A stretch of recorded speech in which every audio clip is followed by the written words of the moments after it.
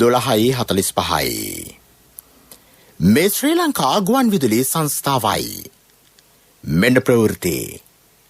සංස්කරණීය අංජනා ලියනාරච්චි, ප්‍රකාශය ගයන් කෞශල් ජයවීර. බුරවි සුලිකුණාටුව තව පැය කිහිපයකින් දිවයින නිවතට. සුලිකුණාටුවේ බලපෑමෙන් යාපනයේ නිවාස 185කට හානි. එක් පුද්ගලයෙකු අතුරුදන්. මෙරට කොරෝනා ආසාදිතයන්ගේ සංඛ්‍යාව 25,000 ඉක්මවයි. ඊයේ දිනේ ආසාදිතයන් 878 දෙනෙකු වාර්තා වෙයි. රාගම රෝහලින් පලාගිය රැඳවියා ඔරුගොඩවත්තේදී අත්අඩංගුවට ගැනේ. වසර 25කට පසු හොංකොං සහ ෂෙන්හයි බැංකු පද්ධතියේ කොටස් වාර්තාගත බිඳවැටීමක. බුරවි සුලිකුණාටුව තව පැය කිහිපයකින් දිවයිනෙන් ඉවතට ගමන් කරන බව කාලගුණ විද්‍යා දෙපාර්තමේන්තුවේ කාර්යයෙන් නියුතු කාලගුණ විද්‍යාඥ ප්‍රීතිකා ජයකොඩි මහත්මිය පවසයි. බුරවි සුලිකුණාටුව හේතුවෙන් යාපනය සංගානී ප්‍රාදේශීය ලේකම් කොට්ටාශයේ එක් පුද්ගලයෙකු අතුරුදන් වැතැයි වාර්තා වේ. සුළං තත්ත්වයේ ඉහළ යාමක් ඉදිරි පැය කිහිපයේදී අපේක්ෂා කරන බව ප්‍රීතිකා ජයකොඩි මහත්මිය කියයි. මේ වන විට බුරවි සුලිකුණාටුව මන්නාරමෙන් උතුරු දෙසින් මූදු ප්‍රදේශයට ගමන් කරලා තියෙනවා. ක්‍රමයෙන් ඇත්තටම මේක දිවයිනෙන් ඉවතට ගමන් කිරීමක් තමයි දැන් ඉදිරි පැය කිහිපය තුළ අපි බලාපොරොත්තු වෙන්නේ. ඒ නිසා තිබුණු බලපෑම තරමක අඩුවීමක් තමයි තියෙන්නේ ඉදිරි පැය කිහිපය තුළ. නමුත් සමහර අවස්ථාවක සුළඟ තවදුරටත් දිවයිනේ උතුරු ප්‍රදේශවලදී බලාපොරොත්තු වෙන්න පුළුවන්. බුරවි සුලිකුණාටුවේ හේතුවෙන් යාපනය ත්‍රිකුණාමලය මන්නාරම මුලතිව් දිස්ත්‍රික්කවලට ඉතා සුළු වශයෙන් ආපදා තත්ත්වයක් වාර්තා වී ඇතැයි අමාත්‍ය චමල් රාජපක්ෂ මහතා පාර්ලිමේන්තුවේදී අද පැවසිය. සුරක්ෂිත මධ්‍යස්ථාන 65ක පවුල් 1009ක පුද්ගලයන් 4007 දෙනෙකු රඳවා තිබේ. නිවාස 15කට පූර්ණ හානි සිදු වී ඇති අතර නිවාස 170කට අර්ධ හානි සිදු වී ඇතැයි අමාත්‍යවරයා කීය. බුරාවි සුලිකුණාටුව හේතුවෙන් යාපනයේ ත්‍රිකුණාමලය මන්නාරම සහ මුලතිව් යන දිස්ත්‍රික්කයන්හි පමණක් දැනට ලැබුණු තොරතුරු අනුව ඉතා සුළු වශයෙන් ආපදා තත්ත්වයන් වාර්තා වෙලා තියෙනවා. ඉහත දිස්ත්‍රික්කයන්හි සුලිකුණාටුව හේතුවෙන් අවතැන් වන මහජනතාව සඳහා සූදානම් කර තිබූ සුරක්ෂිත මධ්‍යස්ථාන වශයෙන් යාපනයේ සුරක්ෂිත මධ්‍යස්ථාන 4ක්ද, ත්‍රිකුණාමලයේ සුරක්ෂිත මධ්‍යස්ථාන 49ක්ද, මන්නාරම සුරක්ෂිත මධ්‍යස්ථාන 8ක්ද සහ මුලතිව් සුරක්ෂිත මධ්‍යස්ථාන 4ක්ද ඇතුළු සුරක්ෂිත මධ්‍යස්ථාන 65ක පිළිවෙලින් මේ වන විට යාපනයේ දිස්ත්‍රික්කයේ පවුල් 134ක්, පුද්ගලයන් 522ක්, කිල්නෝච්චේ දිස්ත්‍රික්කයේ පවුල් 628ක්, පුද්ගලයන් 1949ක්, මන්නාරම දිස්ත්‍රික්කයේ පවුල් 324ක්, පුද්ගලයන් 1114ක්, සහ මුලතිව් දිස්ත්‍රික්කයේ පවුල් 123ක්, පුද්ගලයන් 422ක් යන ආදී වශයෙන් සුරක්ෂිත මධ්‍යස්ථාන සඳහා මේ වන විට යොමු කර තියෙනවා. තවද යාපනයේ මුලතිව් කිල්නෝච්චි වවුනියා සහ ත්‍රිකුණාමලය දිස්ත්‍රික්කයන්හි පවුල් 551ක්, පුද්ගලයන් 1904ක් මෙම අයහපත් කාලගුණික තත්ත්වයේ හේතුවෙන් බලපෑමට ලක්ව ඇති බව මේ වන විට තොරතුරු ලැබී තිබෙනවා. ඊට සියලු දිස්ත්‍රික්කයන්හි පූර්ණ නිවාස හානි 15ක් සහ අර්ධ හානි නිවාස 170ක් වශයෙන් නිවාස වලට හානි සිදු වී තියෙනවා. මේ වෙලාවේ විශේෂයෙන්ම ආපදා කළමනාකරණ කාලගුණ දෙපාර්තමේන්තුව කලින් දැනුම් දීමත් ඒ වගේම ඒ සඳහා සියලුම තරාතිරම් වල නිලධාරීන් ඉතා උනන්දුවෙන් කටයුතු කිරීම ගැන මේ අවම කරගන්න පීඩනය පුළුවන් වුණා. අපස සාමාන්‍ය පෙළ විභාගය මාර්තු මාසයේදී පැවැත්වීමට අපේක්ෂා කරන බව මහාචාර්ය ජී.එල්. පීරිස් අමාත්‍යවරයා පවසයි. සාමාන්‍ය පෙළ ප්‍රතිඵල මාස 3ක් ඇතුළත නිකුත් කිරීම අපේක්ෂාව බවද ඇමතිවරයා කියයි. මාර්තු මාසයේ විභාගයේ පැවැත්වුවොත් අපි විශ්වාස කරනවා මාස 3ක් ඇතුළත අපිට මේ විභාග ප්‍රතිඵල නිකුත් කිරීමට පුළුවන් වෙයි කියලා. එතකොට අපේ මේ දූ දරුවන්ට සාමාන්‍ය පෙළ විභාගයේ ප්‍රතිඵල බලාපොරොත්තු වෙන්න පුළුවන් ජූනි විතර එනකොට. ජූලි මාසයේ උසස් පෙළ පන්ති මේ දූ දරුවන් සඳහා ආරම්භ කිරීමට පුළුවන් වෙනවා. සාමාන්‍යයෙන් උසස් පෙළ පන්ති ආරම්භ වෙන්නේ සෙප්තැම්බර් මාසයේ. ඒතකොට සෙප්තැම්බර් දක්වා ඉන්නේ නැතුව ජූනි මාසයේ ප්‍රතිඵල නිකුත් කරලා ජූලි මාසයේ උසස් පෙළ පන්ති ආරම්භ වෙනවා නම් එතකොට අපේ ශිෂ්‍ය ශිෂ්‍යාවන්ට පාඩුවක් වන්නේ නැහැ. ඒ වගේම මේ වැඩ කටයුතු සාර්ථක ලෙස ඉක්මනින් කිරීමට අපි අංග සම්පූර්ණ වැඩපිළිවෙලක් දියත් කරලා තිබෙනවා. ශ්‍රී ලංකාවෙන් මේ වන විට වාර්තා වන සමස්ත කොරෝනා ආසාදිතයන්ගේ සංඛ්‍යාව 25410කි. ඊයේ දිනේදී මෙරටින් කොරෝනා ආසාදිතයන් 878 දෙනෙකු වාර්තා වී තිබේ. ඉන් 528 දෙනෙකු පෑලියගොඩ කොවිඩ් පොකුරෙන් වාර්තා විය. අද පෙරවරුවේ කොවිඩ් මරණ දෙකක්ද වාර්තා වී ඇත. එසේ මියගොස් ඇත්තේ හලාවත ප්‍රදේශයේ පදිංචි 66 හැවිරිදි කාන්තාවක් සහ කොළඹ 13 ප්‍රදේශයේ පදිංචි 67 හැවිරිදි පිරිමි පුද්ගලයෙකි. ඒ අනුව ශ්‍රී ලංකාවෙන් වාර්තා වන සමස්ත කොරෝනා මරණ සංඛ්‍යාව 124කි. මෙවැනි විට සුවය ලැබූ අයගේ සංඛ්‍යාව 18304කි. වෛද්‍ය අධීක්ෂණය යටතේ ප්‍රතිකාර ලබන සංඛ්‍යාව 6982ක් බව වසංගත රෝග විද්‍යාංශය පවසයි. මෙවැනි විට ලෝකයේ සමස්ත කොරෝනා ආසාදිතයන්ගේ සංඛ්‍යාව 6,48,44,711කි. වැඩිම ආසාදිතයන් සංඛ්‍යාවක් ඇමරිකාවෙන් වාර්තා වේ. අගය 1,43,13,941කි. ඉන්දියාවෙන් කොරෝනා ආසාදිතයන් 95,34,964 දෙනෙකු වාර්තා වී තිබේ. බ්‍රසීලෙන් වාර්තා වන කොරෝනා ආසාදිතයන්ගේ සංඛ්‍යාව 64,36,650කි. මෙවැනි විට ලෝකයේ සමස්ත කොරෝනා මරණ සංඛ්‍යාව 14,99,355කි. වැඩිම මරණ සංඛ්‍යාවක් ඇමරිකාවෙන් වාර්තා වේ. සංඛ්‍යාව 2,79,865කි. බ්‍රසීලයෙන් වාර්තා වන කොරෝනා මරණ සංඛ්‍යාව 1,74,531කි. ඉන්දියාවෙන් කොරෝනා මරණ 1,38,657ක්ද, මෙක්සිකෝවෙන් කොරෝනා මරණ 1,07,565ක්ද වාර්තා වේ. මෙවැනි විට ලෝකයේ කොරෝනා ආසාදනය වී සුවය ලැබූ මුළු සංඛ්‍යාව 4,49,42,114කි. වැඩිම සංඛ්‍යාවක් සුවය ලබා ඇත්තේ ඉන්දියාවෙනි. එමාගේ 89,73,373කි. ඇමරිකාවෙන් වාර්තා වන සුවය ලැබුවන්ගේ සංඛ්‍යාව 84,62,347කි. බ්‍රසීලයෙන් සුවය ලැබූ 56,98,353 දෙනෙකු පිළිබඳ තොරතුරු වාර්තා වේ. මේ ප්‍රවෘත්ති ශ්‍රී ලංකා ගුවන්විදුලි සංස්ථාවෙන්. දේශීයම බලගන්වන ඔබට රැකවරණය Sri Lanka insurance motor plus ladies only.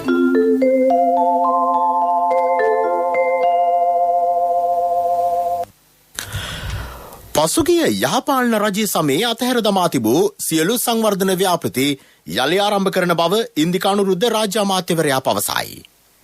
රාජ්‍ය ඉංජිනේරු සංස්ථාවට අයත් CCT වෙළඳ සංකීර්ණයේ නිරීක්ෂණ චාරිකාවකට එක්වෙමින් ඔහු මේ බව කීවේය. එහි වෙළඳ කොටු 350කට ආසන්න සංඛ්‍යාවක් පවතී. මෙම අවස්ථාවට අග්‍රාමාත්‍ය කාර්ය මණ්ඩල ප්‍රධානී යෝෂිත රාජපක්ෂ මහතා ඇතුළු පිරිසක් සහභාගී වූහ. එහිදී මාධ්‍යට අදහස් දැක්වූ රාජ්‍ය අමාත්‍යවරයා මාතලේ ඩොලමයිට් නිදිය දැන් වැඩ ආරම්භ කරලා ආදායම් ලබන තත්ත්වයට අරන් තියෙනවා. අද යෝෂිත රාජපක්ෂ මැතිතුමා පවා මෙතෙන්ට සම්බන්ධ කරලා තියෙන මේවා කඩිනම් කරා. අපි උත්සාහ කරනවා සියලු දෙනාගේ ශක්තිය අරගෙන අතෑරලා දාපු ව්‍යාපාර සියල්ල ජාතික ආර්ථිකයට ශක්තියක් වෙන්න කඩිනමින් ආරම්භ කරන්න. ජනාධිපතිතුමාගේ වසරක කාලය තුල ආරම්භ කරපු ගොඩක් ව්‍යාපෘතිවල ප්‍රතිඵල ආර්ථිකයට ලැබෙමින් පවතිනවා. මේක 2013 ආරම්භ කරේ 15 ආපු ආණ්ඩුව අතෑරලා දැම්මා. නැවත මේක ගොඩනගන්න මිලියන 200ක් අතිරේක වියදමක් යන තත්ත්වයට පත් වෙලා තියෙනවා. අද ඔය කතා කරන විශේෂ ඇමතිවරයා ඊයේ දවසේ පාර්ලිමේන්තුවේ විවාදයට පවා එතුමාගේ තිබිච්ච අමාත්‍යාංශයේ වැය ශීර්ෂේ කතා කරද්දි පවා නිරුත්තර වෙලා හිටියා. රාගම ශික්ෂණ රෝහලේ ප්‍රතිකාර ලබමින් සිටියේදී පලා ගිය බන්ධනාගාර රැඳවියා ඔරුගොඩවත්ත ප්‍රදේශයේදී අත්අඩංගුවට ගෙන තිබේ. බන්ධනාගාර බුද්ධ්‍යංශ නිලධාරීන් සිදු කළ මෙහෙයුමකදී අත්අඩංගුවට ගැනීම සිදුවිය. ඔහු මහර බන්ධනාගාරයේ ඇති වූ නොසන්සුන්කාරී සිද්ධිය අතරතුරදී තුවාල ලැබූ රැඳවියෙකි. රාගම ශික්ෂණ රෝහලට ප්‍රතිකාර සඳහා ඇතුළත් කළ මෙම රැඳවියා ඊයේ රාත්‍රියේ රෝහලෙන් පලා ගොස් තිබේ. පසුගිය සෙනසුරාදා රාත්‍රියේ මහර බන්ධනාගාරයේ ඇති වූ නොසන්සුන්කාරී සිද්ධියෙන් රැඳවියෝ 11 දෙනෙක් මිය ගියහ. රැඳවියන් 106 දෙනෙකු සහ බන්ධනාගාර නිලධාරීන් 2 දෙනෙකු තුවාල ලැබූ බව වාර්තා වේ. මාතලේ නගරාධිපති ඩල්ජිත් අලුවිහාරේ මහතා එම දොරෙන් ඉවත් කර තිබේ. මධ්‍යම පළාත් ආණ්ඩුකාර ලලිත් යූගමගේ මහතා එම තීරණය ගෙන ඇත. ඊට අදාළ ගැසට් නිවේදනය පළාත් ආණ්ඩුකාරවරයා ඊයේ නිකුත් කළේය. ඩල්ජිත් අලුවිහාරේ මහතාට එරෙහිව චෝදනා රැසක් එල්ල වී තිබීම නිසා ඔහුගේ නගරාධිපති දුරය මීට පෙර తాවකාලිකව අත්හිටුවා තිබෙන. එම චෝදනා සම්බන්ධයෙන් සොයා බැලීමට ආණ්ඩුකාරවරයා පත් කළ කමිටු වාර්තාව සලකා බලා දුරෙන් ඉවත් කිරීම සිදු කළ බව ආණ්ඩුකාරවරයා කියයි. මීළඟට ප්‍රමුඛ පුවත. උදේම ඩ්‍රයිව් කරගෙන මගේ දියුණුවටම යන ගමනක් නෙවෙයි මේ. මම මේ යන්නේ දේශයම ඉදිරියට ගෙනියන ගමනක්. කාන්තාවන් සඳහාම වෙන් වූ සුවිශේෂී මෝටර් රථ රක්ෂණය Sri Lanka insurance motor plus ladies only. අනතුරකදී කෝල් ඇන්ඩ් මූව් පහසුකම, පැය 24 පුරා ක්‍රියාත්මක ආපදා සහන සේවාව, දුරබැහැර සිදුවන අනතුරකදී නවාතැන් වියදම් පියවීම, රුපියල් 75,000 දක්වා වන්දි මුදල් වැඩ කරන පැය 3කින් දේශීයම බලගන්වන ඔබට රැකවරණය Sri Lanka insurance motor plus ladies only. මේ ශ්‍රී ලංකා ඉන්ෂුරන්ස්නේ. ප්‍රමුඛ පුවත ඔබ වෙත ගෙනෙන්නේ සිද්ධාලේප ලක්ප්‍රියාව. අයවැය කාරක සභාවස්ථාවේ 10 වන දිනය අදයි. ආරක්ෂක අමාත්‍යාංශය, අභ්‍යන්තර ආරක්ෂක, ස්වදේශ කටයුතු හා ආපදා කළමනාකරන රාජ්‍ය අමාත්‍යාංශ යන අමාත්‍යාංශවල වැය ශීර්ෂ පිළිබඳ විවාදය දැන් පැවැත්වේ. විවාදයට එක්වීමෙන් අදහස් දැක්වූ මෛත්‍රීපාල සිරිසේන මන්ත්‍රීවරයා පැවසුවේ සයිබර් ප්‍රහාරවලට මුහුණ දිය හැකි ක්‍රමවේදයක් සකස් කිරීම අත්‍යවශ්‍ය බවයි. බන්ධනාගාර දෙපාර්තමේන්තුව ප්‍රතිසංවිධානය කිරීමක්, අධිකරණ අමාත්‍යාංශය, ආරක්ෂක අමාත්‍යාංශය, සෞඛ්‍ය අමාත්‍යාංශය මේවායේ ඒකාබද්ධ වැඩපිළිවෙලක් තුල ප්‍රධාන වශයෙන්ම නව මුහුණුවරකින් බන්ධනාගාර සේවාව, බන්ධනාගාර දෙපාර්තමේන්තුව ශක්තිමත් කිරීම ඉතාමත් අවශ්‍යයි කියන එකයි ප්‍රධාන වශයෙන්ම මේදී සඳහන් කරන්නට තිබෙන්නේ. මේ තත්ත්වයන් ප්‍රධාන වශයෙන් ගත් විට අපි සැලකිල්ල යොමු කළ යුතු වෙනවා. ජාතික ආරක්ෂාව කියන කරුණු එකින් එක බැඳී යන තත්ත්වයන් තිබෙන්නේ.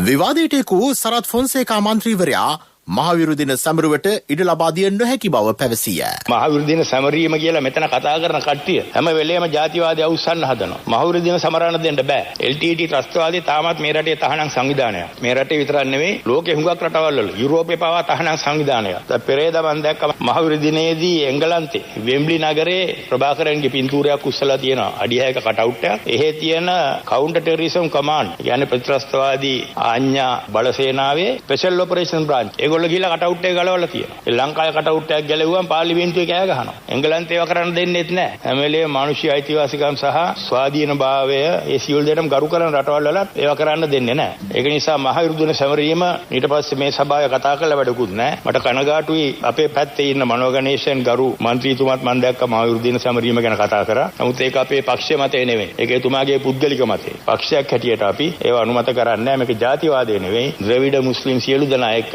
එකට ජීවත් වෙන්න ඕන කියන මතේ අපි ඉන්නවා.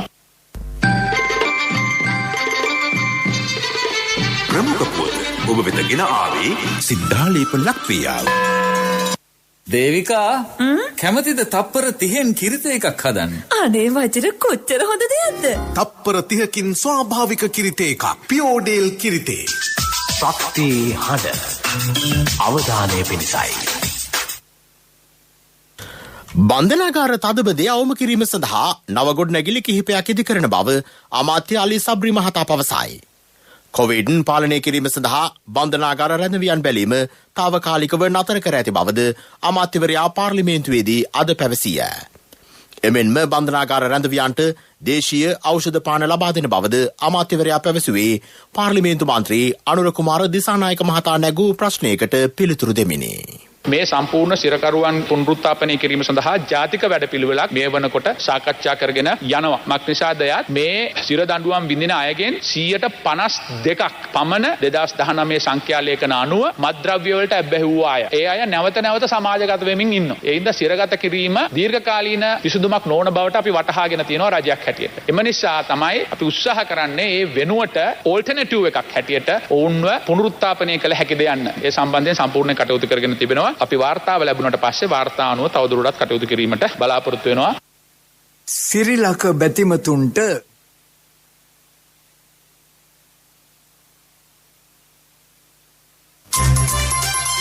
ලෝක ප්‍රවෘත්ති.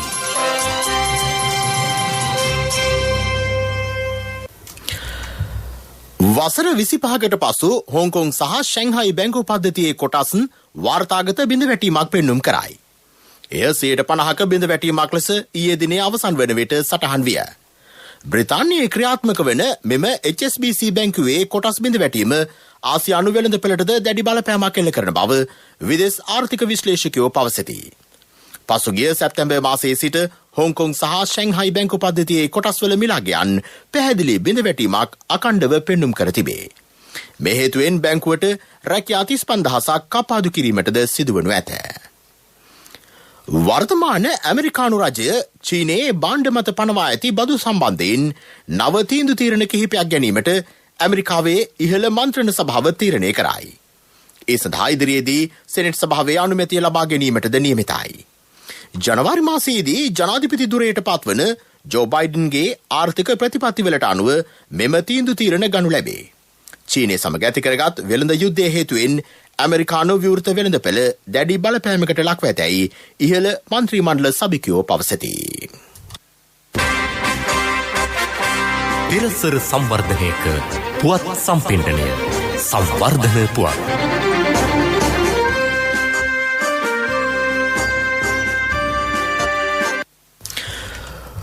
බුරවි සුලිකුණාටුවෙන් පීඩාවට පත් ජනතාවට සහන සැලසීමේ කටයුතු මේ වන විට සාර්ථකව සිදු කෙරෙන බව ජාතික ආපදා සහන සේවා මධ්‍යස්ථානයේ අධ්‍යක්ෂ ජෙනරාල් මේජර් ජෙනරාල් සුදන්ත රණසිංහ මහතා පවසයි. ජාතික ගුවන් විදුලියට වැඩිදුරටත් අදහස් දැක්වූ ඒ මහතා සුලිකුණාටුව සම්බන්ධව අපි ඉතාමත් සූදානම් වෙලා හිටියා. කලින් සූදානම් කළා දැනුවත් කිරීම කරා ආරක්ෂක මධ්‍යස්ථානයෙන් පවත්වලා තියෙනවා. මේ ආයත මූලික වශයෙන් අපි ලබා දෙනවා මූලික සහන කටයුතු ලබා දීමේ අර මූලික දීමනාව. ඊට පස්සේ මේ වෙනකොට දැන් ඒගොල්ලන්ට නැවතත් වෙරළාසන්නව නිවාසවල හානි වෙච්ච අයට අමතරව අනිත් අයට දැන් නිවෙස් වලට යාමට හැකියාවක් තියෙනවා. කෙසේ වෙතත් සමාජ ස්ථානවල තාමත් ඒ පුදා රැඳී සිටිනවා. දීවර ප්‍රජාවට වැඩියෙන්ම හානි ඇති වුණේ විශේෂයෙන්ම මන්නාරම් ප්‍රදේශයේ දීවර ප්‍රජාවට ටිකක් වැඩිපුර හානි සිදු වෙලා ඒ සම්බන්ධව මේ දවල්ට නිරීක්ෂණය කරගෙන යනවා. එතකොට ඒගොල්ලන්ට අපේ රජයේ ක්‍රමවේද යනවා ආපදා සහන ක්‍රියාදාමයේ අනුව ඒ අවශ්‍ය මුදල් ලබා දීම අලාභ සඳහා ගෙවීම් කටයුතු කිරීම සම්බන්ධව අපි මේ වෙනකොට ඒ දිස්ත්‍රික්ක මට්ටමේ ගණනය කරමින් ඒ කටයුත්ත සිදු කරනවා. ඊට අමතරව ඔවුන්ට අවශ්‍ය වෛද්‍ය පහසුකම් සහ අනිකුත් ආහාර පාන ලබා දීමේ කටයුතු දිස්ත්‍රික්ක මට්ටමේ ප්‍රාදේශීය ලේකම්වරුන්ගේ මට්ටමින් ඒ කටයුතු සිදු වෙනවා. මේ වෙනකොට කිසිම ජීවිත හානියක් සිදු වෙලා නැහැ. නිවාස හානි සුළු සංඛ්‍යාවක් තියෙන. ක්‍රීඩා පුවත් ලංකා ප්‍රීමියර් ලීග් 2020 පන්දුවෙන් පන්දුව දැනගන්න ජාතික ගුවන් විදුලියෙන්.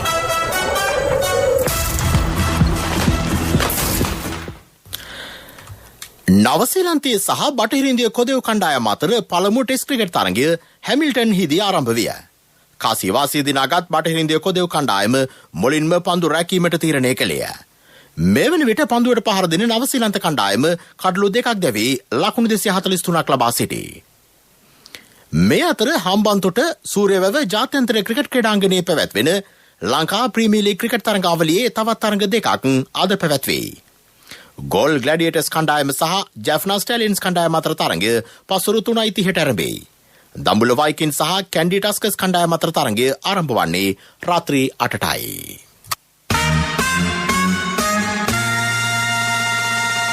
ව්‍යාපාරික පුවත්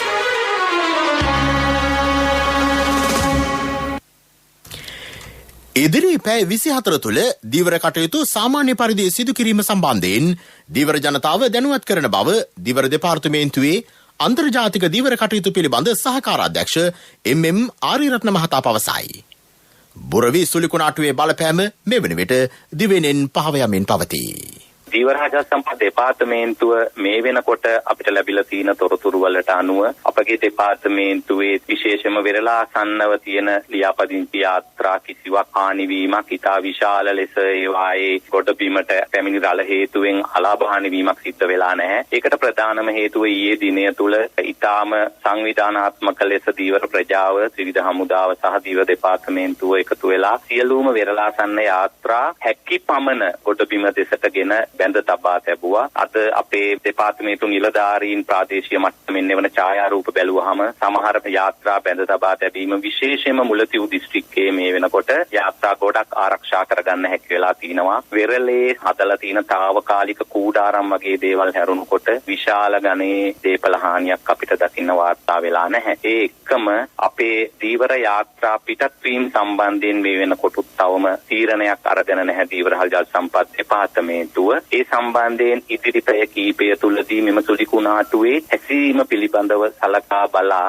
ඉදිරි පැය 24 තුළ ඒ කියන්නේ හෙට දිනය වෙනකොට අපේ දීවර කටයුතු සාමාන්‍ය පරිදි නැවත කරගෙන යාමට හැකි පසුබිමක් නිර්මාණය වේවි කියලා අපි බලාපොරොත්තු වෙනවා.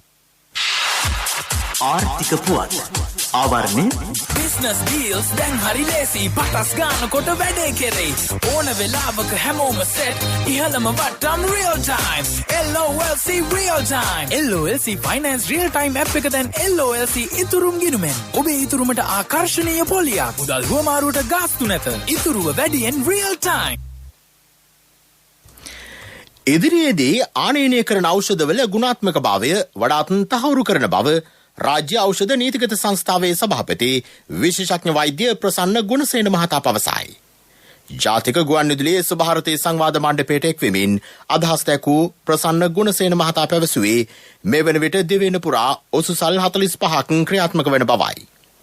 දේශීය වශයෙන් ඖෂධ නිෂ්පාදනයට රජයේ විශේෂ අවධානයක් යොමු කර ඇතැයිද ඔහු කියයි. මගේ මහත්තයා දාපු මේ රත්තරන් මුද්ද තමයි මගේ ජීවිතේ. LOLC එකට ඔයාලගේ රත්තරන් පණ වගේ. ඔයාලගේ රන් බහන්න අපි ළඟ තියනකල් ඔයාලට ජීවිත රක්ෂණයකුත් දෙන්නේ අපි විතරයි. වෙලාවට ගෙවා ගන්න බැරි වුණොත් ඔයාලගේ රත්තරන් කොහොම හරි ඔයාලටම දෙන එකයි අපේ ප්‍රතිපත්තිය. ගෙවා ගන්න අමාරුනොත් අපි කතා කරලා විසඳුමකුත් දෙනවා. මුද්දට මං හිතපු නැති ගාණක් හම්බුණා. ආපු ගමන් වැඩෙත් උනා. වටිනා තෑග්ගකුත් හම්බුණා. LOLC එක කරන ගනුදෙනුවක් රත්තරන් වටින ගනුදෙනුවක් කියන්නේ ඒකනේ. LOLC ෆයිනෑන්ස් රන්සවි රන්නය සේවාව. රත්තරන්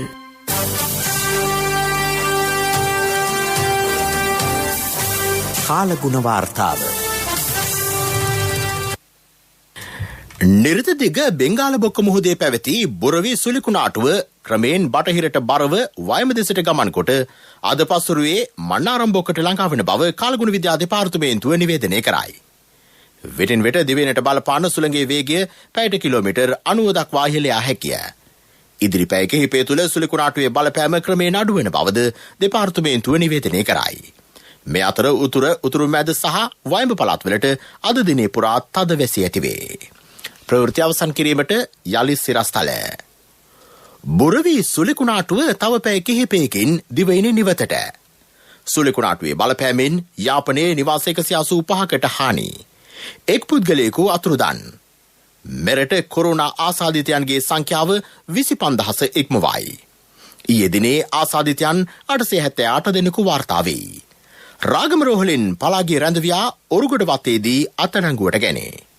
වසර 25කට පසු හොංකොං සහ ෂැන්හයි බැංකු පද්ධතියේ කොටස් වාර්තාගත බිඳ වැටීමක. දිවා ප්‍රවෘත්ති ඉන් සමාප්තයි.